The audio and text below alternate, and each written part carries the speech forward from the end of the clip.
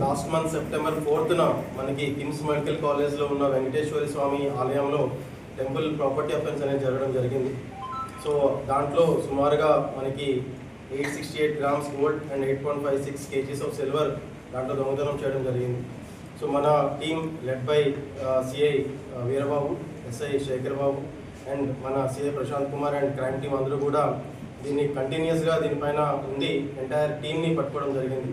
So దీంట్లో మొత్తం entire పోయిన ప్రాపర్టీ మొత్తం కూడా రికవర్ చేయడం జరిగింది. మొత్తం సిల్వర్ 8.56 kgs ఆఫ్ సిల్వర్, అలాగే 868 grams of intact gold recovery చేయడం జరిగింది.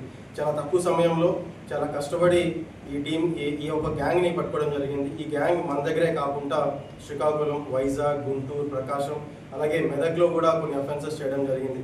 సో దీంట్లో ఒకరు తెలంగాణకు చెందిన పర్సన్, ఆయన శ్రీకాకుళం వాళ్ళతో కలిసి ఈ అఫెన్సెస్ కూడా చేయడం జరిగింది. సో దీంట్లో ఎంటైర్ మనతో పాటు ఇతర జిల్లాలో కూడా చాలా అఫెన్సెస్లో ఈ అఫెన్స్లో ప్రాపర్టీ కూడా రికవర్ చేశారు. సో దీనికి ఈ టీంని లీడ్ చేసింది మన అడిషనల్ ఎస్పీ ప్రసాద్ గారు అండ్ డిఎస్పీ ప్రసాద్.